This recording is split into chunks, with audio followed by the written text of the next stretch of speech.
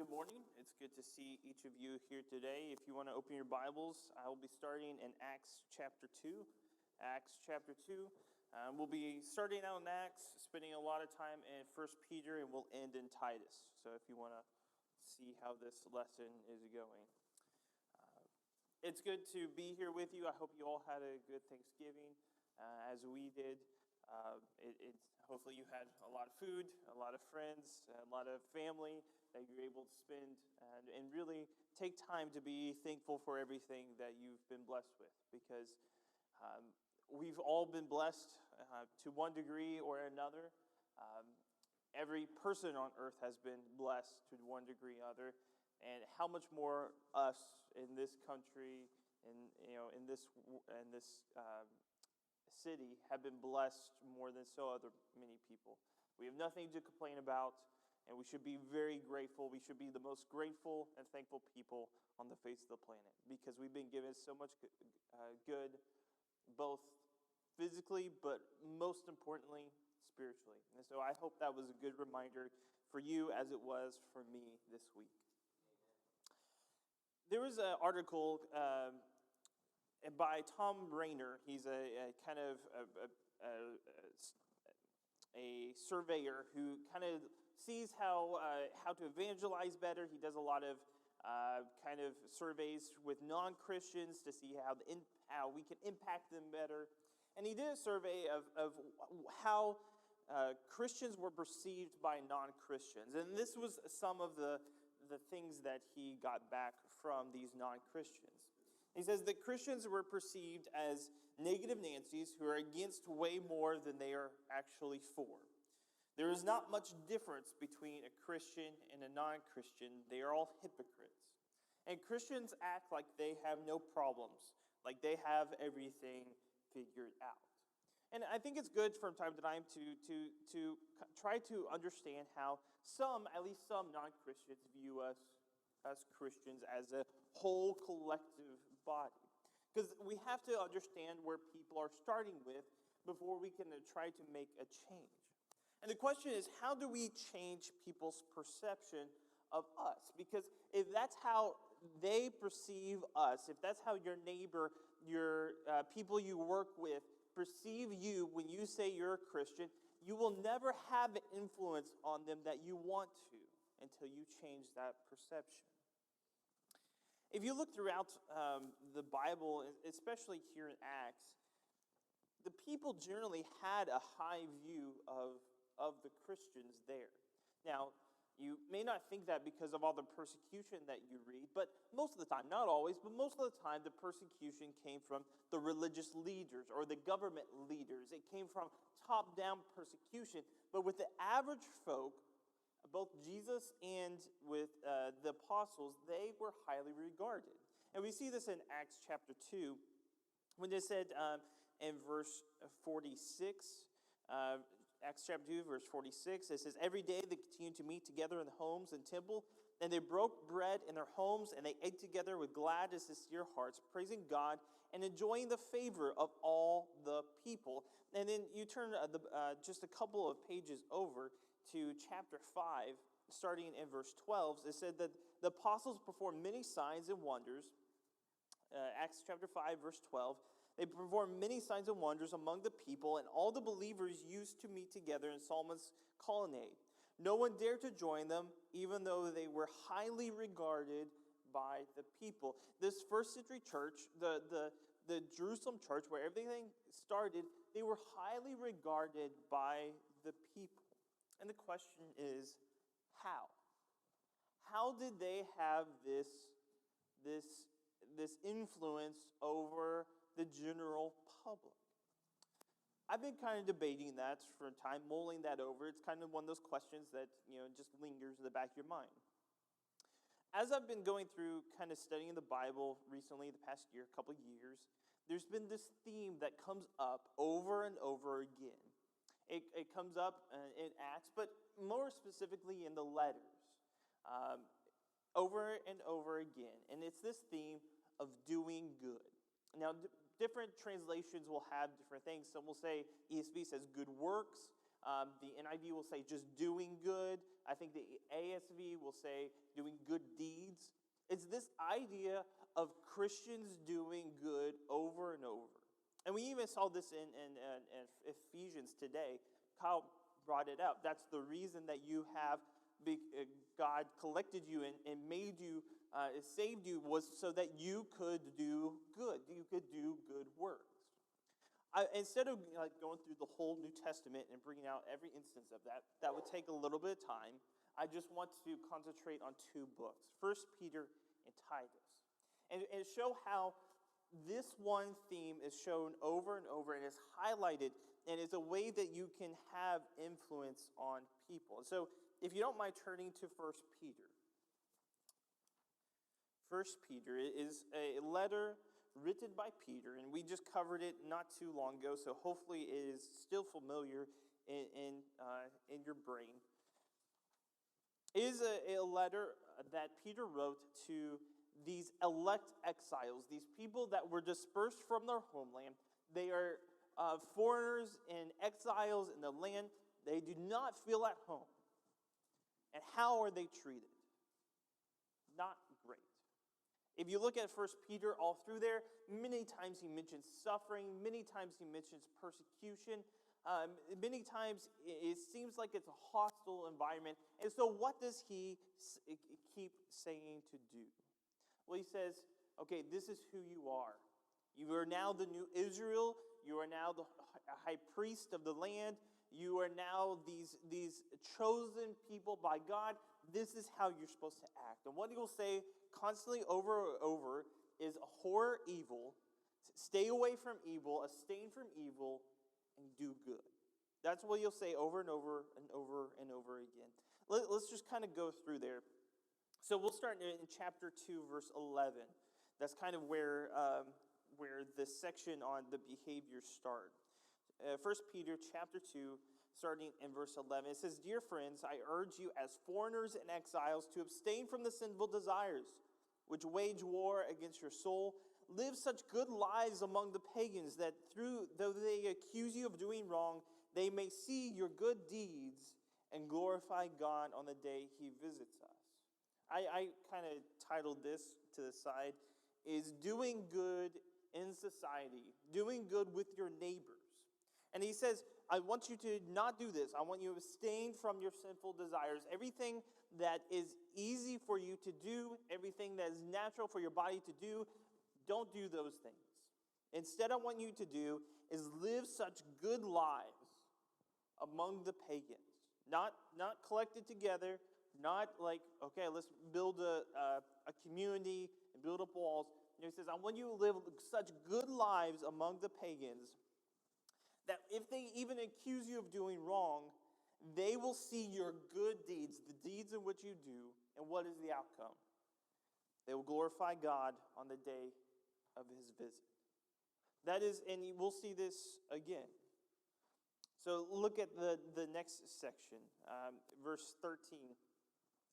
It says, "Submit to yourselves for the Lord's sake to every human authority, whether the emperor or supreme authority, or to the governors who are sent to punish those who do wrong, to condemn those who do right. For it is God's will that by doing good you shall silence the ignorant talk of foolish people. Live as free people, but do not use your freedom to cover up for evil. Live as a God's slaves. Show proper respect to everyone. Love the family of believers. Fear God. Honor the emperor."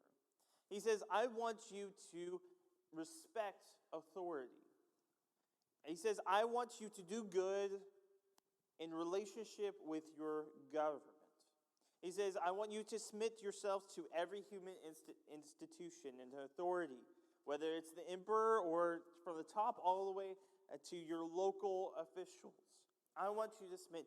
You, as Christians, should not be known as these rebel-rousing people who just want to throw off the government, who complain about the government all the time. No, you're not. That's not what you're supposed to do. Your lives are supposed to be quiet and living quiet and proper respect to everyone.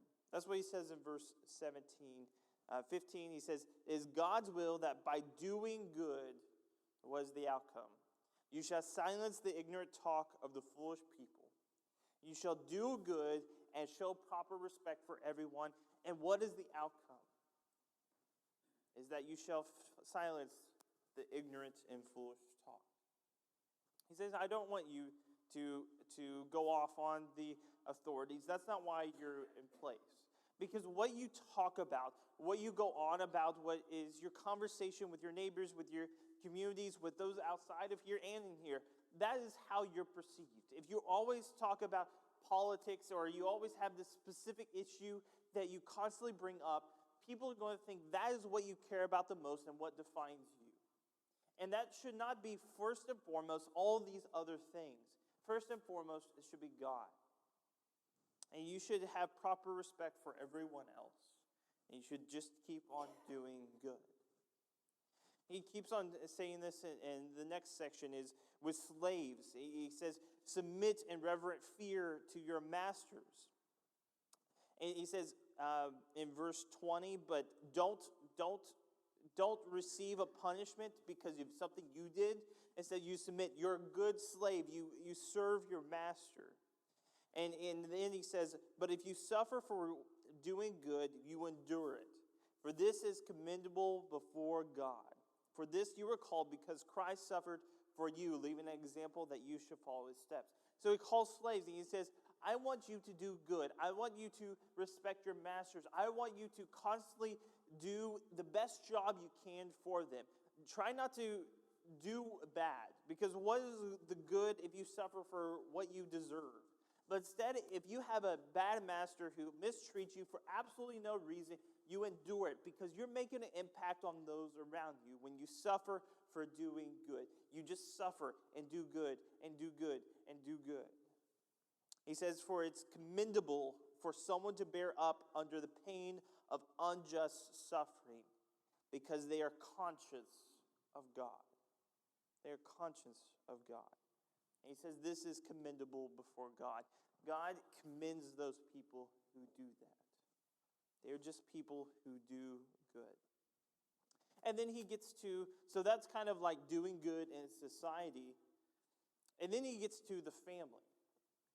And that's in chapter 3. And he says, wives, submit to yourselves, in verse 1, to your own husbands, so that if any of them do not believe a word, they may be won without words by the behavior of their wives, that they should see the purity and reverence of your life. Your beauty should not come from outward adornment, such as elaborate hairstyles and wearing of gold jewelry or fine clothes. Rather, it should be with your, rather it should be that of your inner self, your unfading beauty of a gentle and quiet spirit, which is a great worth in God's sight. So he talks about women. Okay, this is how you should treat your spouse. This is how you should be perceived by those around you. It's not by outward appearance. If that's what you draw attention to, you do yourself up really nice, and that's where you put all your identity, all your value. That's what you try to make people look at. That's not what it should be. Instead, it is being submitting to your husband. It is being a life of purity and reverence. It is working on your inner self and unfading beauty and a gentle and quiet spirit. That's what should shine out. In short, you're just supposed to do good. Your behavior is supposed to shine through. You're just supposed to be this kind of person. And what could happen? He says, maybe your husband, who is not a Christian, may be won over without a word. That's what can happen too. Well, I didn't give a whole bunch of lessons, and I didn't tell him all the reasons that he was wrong. And yeah, that's not going to work. What's going to work is you just doing good and doing good and doing good. And no matter what happens, no matter how the people treat you, you just do good. You do good. You do good. You do good. And the same thing with the husbands. It says in the same way in verse 7, be considerate as you live with your wives and treat them with respect. You do good. You treat your wife with respect. Now, I'm not saying that we as Christians never have family problems. Like, we're people. We have to work through things. You will never have, problem raising kids. You'll never have a problem in your marriage. That's not true. You have to work through things. But if people see you not respecting your husband, if people see you not being considerate of your wife, what does that say about you? How do people perceive you then? What impact does that have on how they perceive God? If they know you're a Christian, they're not, and you don't treat those in your own family well. And that's the same thing with the slave thing that we did previous. How does it perceive if you don't treat your boss well? If you're constantly disrespecting him, if you're constantly complaining about him, you're trying to get out of work, how do people who see that perceive you? And thus, because we're representatives, we say we're Christians, how do people perceive God then? And it's a shame if we ever dishonor God. And then the last section is he talks about, and this was read in the scripture reading, he says, how do you handle when you suffer? Even when you suffer, do good. And he starts off in verse 8 by being like-minded, being sympathetic, love one another, be humble. He says in verse 9, do not repay evil for evil or insult with insult. On the contrary, repeat evil with blessing, because that's where you were called, so that you may inherit a blessing. And if you skip on to verse 13, who is there to harm you if you're eager to do what is good? But even if you just suffer for what is right, you're blessed. Do not fear their threats or be frightened, but in your hearts revere Christ as the Lord, and always be prepared to make an answer to everyone who asks you for give the reason for the hope that you have in you. But do this with gentleness and respect, keeping a clear conscience, so that those who speak malice against your good behavior in Christ may be ashamed of their slander. So he says over and over here, this is the way I want you to act.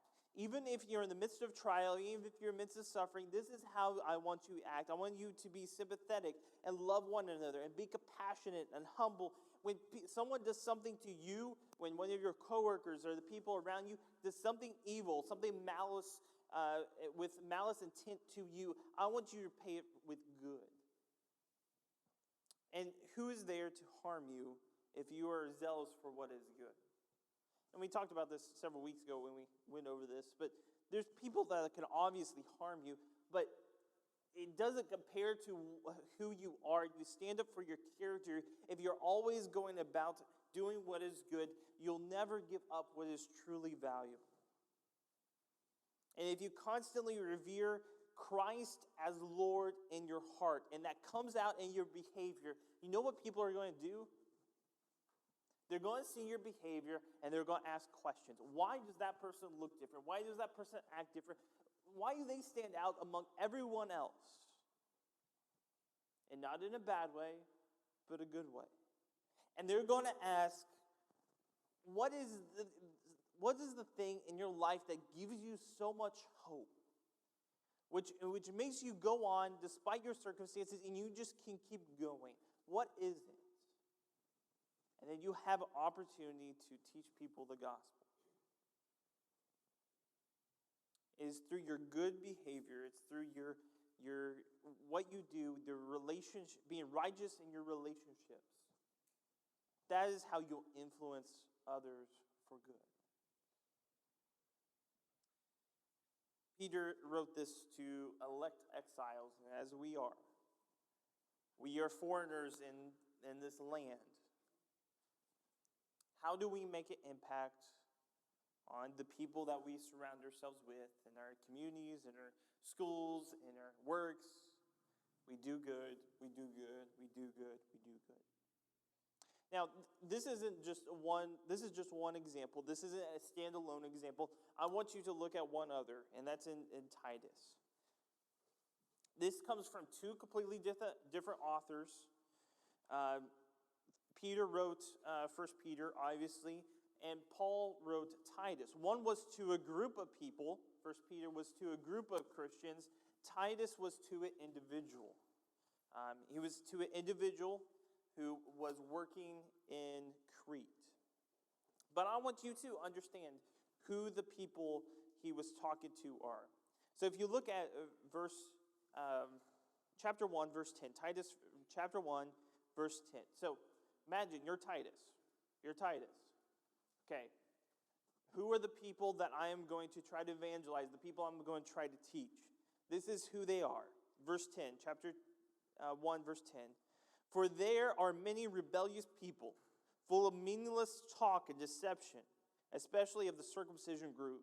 They must be silenced because they are disrupting whole households by teaching things that they ought not to teach, and that for the sake of dishonest gain. One of the Crete's own prophets said this: Cretans are always liars and evil brutes and lazy gluttons. And this saying is true. Therefore rebuke them sharply so that they will be sound in the faith and will pay no attention to Jewish myths or merely human commands of those who reject the truth. To the pure, all things are pure, but to those who are corrupted and do not believe, nothing is pure. In fact, both their minds and their consciences are corrupted. They claim to know God, but their actions deny him. They are detestable, disobedient, and unfit for any good thing. These are the people you have to try to teach. They are rebellious people. They're full of meaningless talk and deception. They disrupt households. They're dishonest. They're liars, evil brutes, lazy gluttons. They are corrupted in both their mind and their conscience. They are detestable, disobedient, and unfit for any good thing. That's the people you have to go try to teach. And Paul says this is true. Like one of their own says this, they're like this, and that is absolutely true. Good luck, Titus. Titus, how are you going to do this? How are you going to evangelize to this group of people? How are you going to make an impact on this group of people? And there may be some people in your life that this fits. That rebellious people, full of meaningless talk, all this characteristic may fit them. They destroy people's lives. They are detestable. They only look out for themselves. They're disobedient. They will try to get any gain for themselves, even if it's dishonestly. This is who they are. How do you reach those people? You look at chapter 1, verse 8. He says you need good people who give good examples. And this is in the section with appointing leaders and appointing elders. He says part of what makes them a good elder is in verse 8 is that rather he must be hospitable and one who loves what is good. And he says in chapter 2, verse 6, he says, similarly, the young men are to be self-controlled and everything set example by doing what is good in your teaching, show integrity, seriousness, sound speech, and cannot be condemned by those who oppose you, may be put to shame because they have nothing bad to say about us. He says, okay, the leaders, the elders, Titus, who is the preacher, you need to be full of good works. You need to be doing good deeds. You need to be constantly doing good. And be an example for everyone else that they may follow you. Because that is what we will be known by doing good, by doing good, by doing good, by doing good. But this isn't alone. So it dropped down to verse 14. Chapter 2, verse 14. Who gave himself for us to redeem us from all wickedness and to purify himself a people of his very own, eager to do what is good. They're eager to do what is good. Some versions have it, they're zealous for what is good. They're zealous to do good works. The word zealous is onomatopoeia. It means that the Greek word sounds very much like what it's trying to describe. And what the word zealous is, it's like boiling. It's like bubbling water. It's like blah, blah, blah, blah, blah, blah. It's like that. You can picture in your mind what boiling water sounds like, and that's what the Greek word is supposed to sound like. And it's trying to capture this fervor, this bubbling energy life. You're just anxious. You're just trying to do all this. You have all this energy, and what is it directed toward? to doing good. You're just so eager to do what is good. You're eager to do good works. You're eager to do good deeds to those around you. That's what you're full of. You have all this energy in life to do this.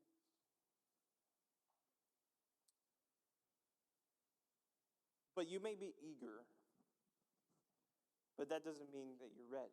And that's why in chapter 3, verse 1, he says, remind the people to be subject to the rulers and authorities, to be obedient, to be ready to do whatever is good. So you may have all the eagerness in the world, but if you aren't prepared, if you're not ready, it doesn't matter. And so that's why he says, you need to have good examples. You need to have this eagerness to do what is good, but you also need to make preparation. You need to have the money set aside. You need to have the ability and the time set aside. You need to have the opportunities where you can do this. Because you may have all the desire in the world, but if you're not prepared for it, it won't happen. So you must be ready to do what is good. You're looking for those opportunities, and you're prepared to meet those opportunities when they come up to do good to those around you. And then he says again in verse 8, this is a trustworthy saying, and I want you to stress these things so that those who trust in God may be careful to devote themselves to doing what is good.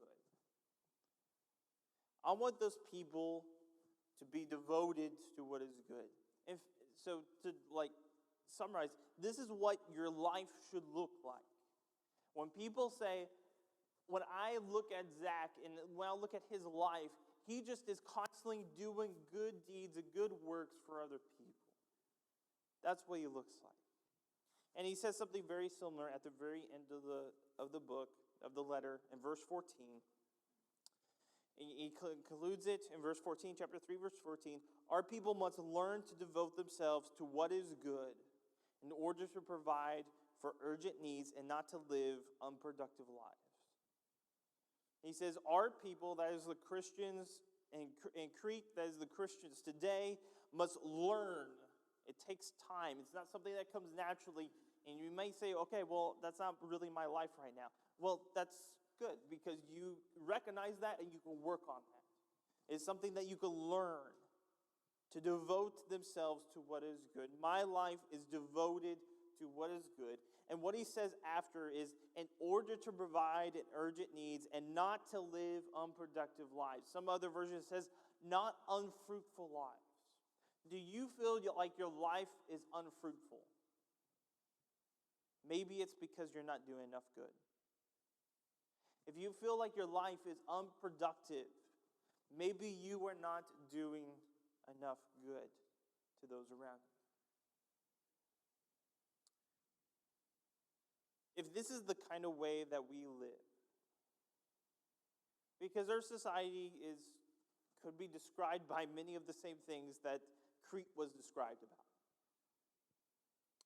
If the society at large, the detestable, the disobedient, they're just trying to get dishonest gain, and we're just over here, we're just doing good, we're just doing good, we're just doing good. And anytime these people come in contact with these people that are called Christians, they're just doing good, and they're acting totally different than all these people that are looking out for themselves. Do you think that they will have an influence on those people?